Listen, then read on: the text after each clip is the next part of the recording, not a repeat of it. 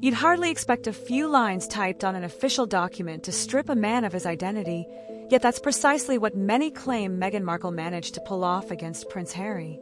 In a turn of events that caught even their staunchest allies off guard, Harry's given name disappeared from his daughter's birth certificate, triggering a chain reaction no one was prepared for.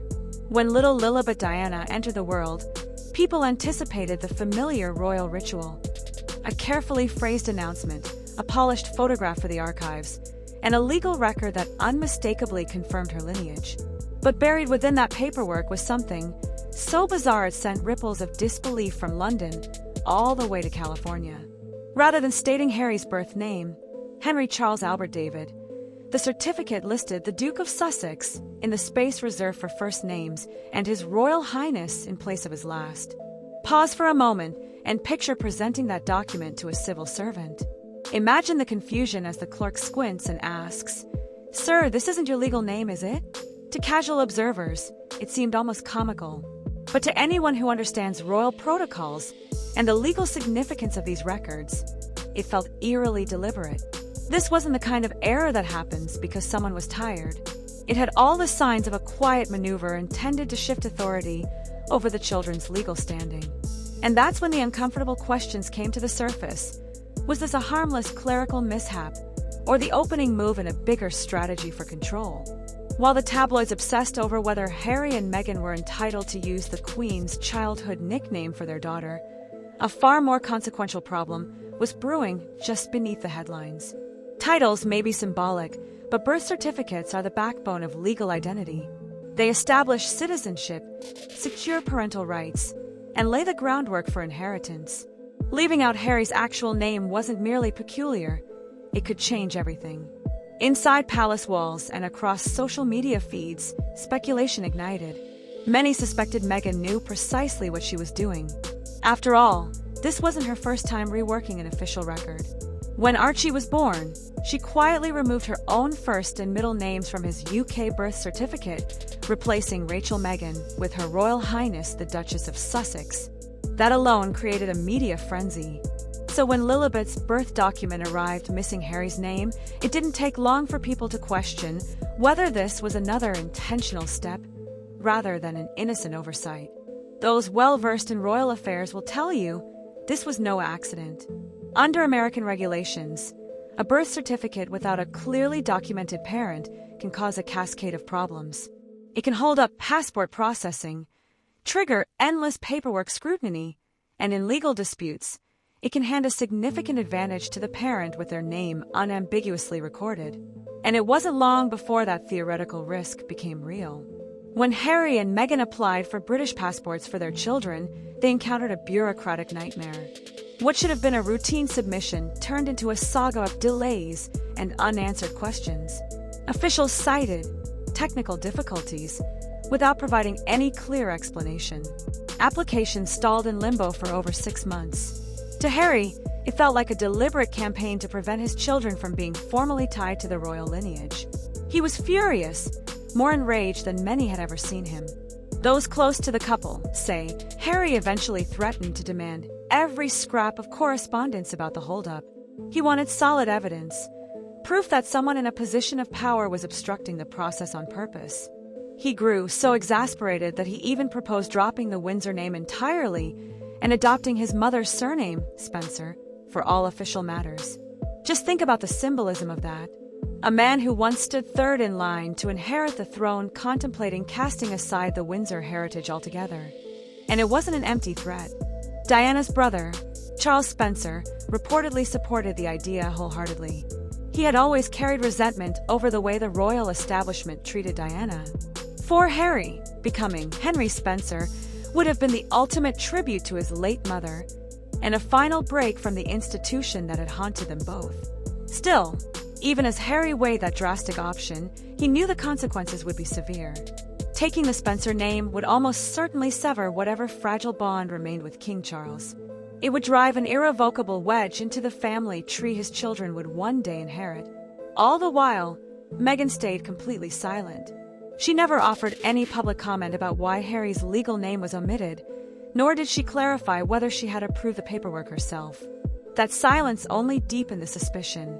Many believed she was quietly building leverage, ensuring that if a custody dispute or legal showdown ever arose, she would hold a stronger position.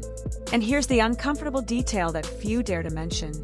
Under an old but still relevant British law, the monarch technically has partial guardianship over royal grandchildren. If King Charles ever chose to exercise that right, an accurate and complete birth certificate would be essential. A document missing the father's verified name could throw everything into confusion. That's why those few absent words carried such enormous weight. Eventually, after months of tense back and forth and legal posturing, the passports were finally approved. But by that point, the trust between Harry and the institutions he once served had been shredded. He was left grappling with a surreal reality that even in his own family, he had to fight just to have his identity acknowledged on official records. But securing those documents didn't close the matter for good. Legal experts have pointed out that correcting a birth certificate isn't as easy as submitting an updated form. It requires formally re-registering the birth, providing supporting evidence, and admitting that the original record was incomplete.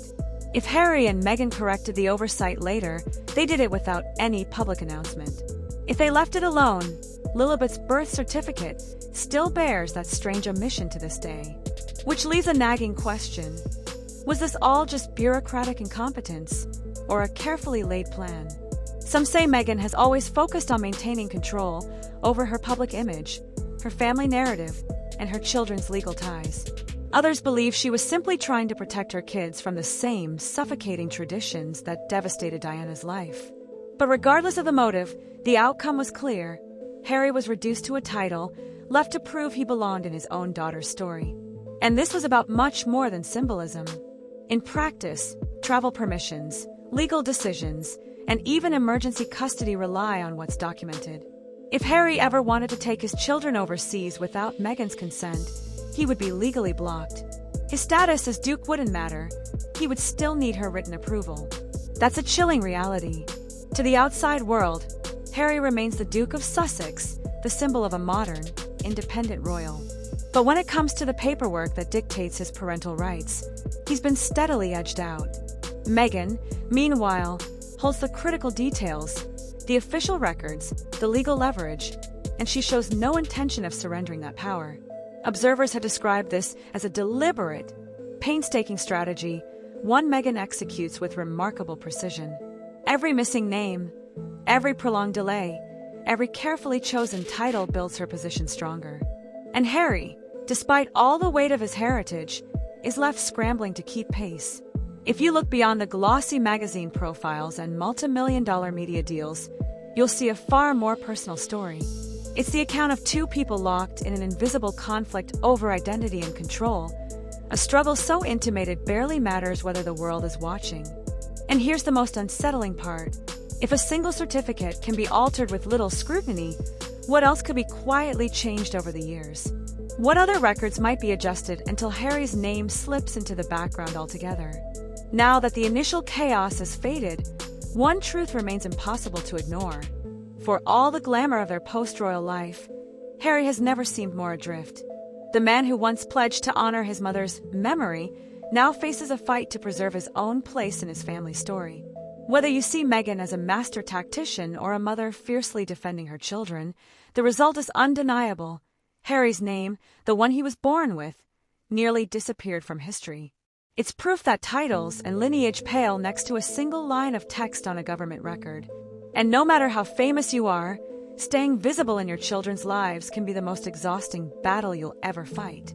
Because when the forms meant to protect a family can be used to erase part of it, no relationship, royal or otherwise, is safe from being rewritten.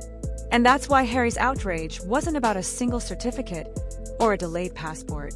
It was the grim realization that all the privilege in the world couldn't protect him from the most basic betrayal, being reduced to a ceremonial label by the person he trusted most with his legacy. But even after the papers were finally processed and the immediate crisis settled, the questions refused to disappear. Every time Harry stepped out with his children, whispers followed him, questions about whether a simple signature could tilt the balance of power in ways he'd never anticipated.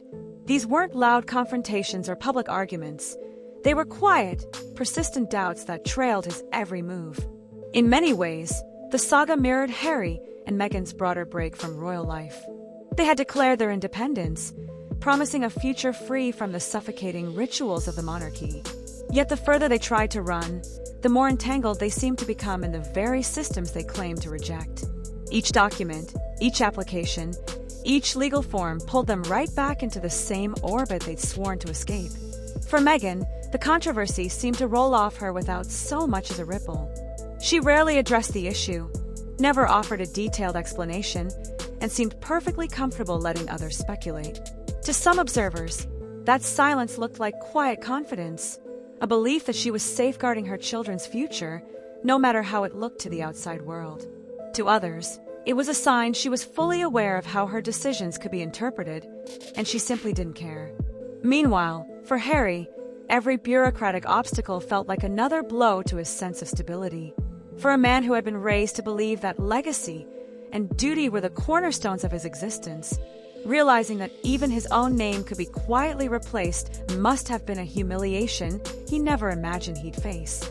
There's an undeniable irony in how this all unfolded.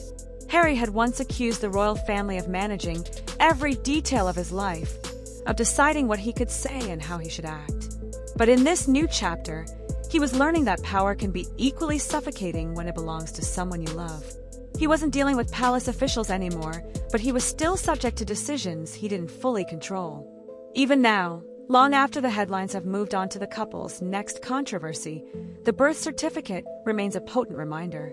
It shows just how easily a legacy can be rewritten when no one is watching. And it proves that leaving an institution doesn't mean you've left behind the old habits and power struggles it taught you. In the end, perhaps the most unsettling part of this story is how quickly something so extraordinary began to feel normal. The idea that a father could be reduced to a ceremonial title in his own child's record stopped sounding like a scandal and started to feel like just another quiet battle in a family that's never really known peace.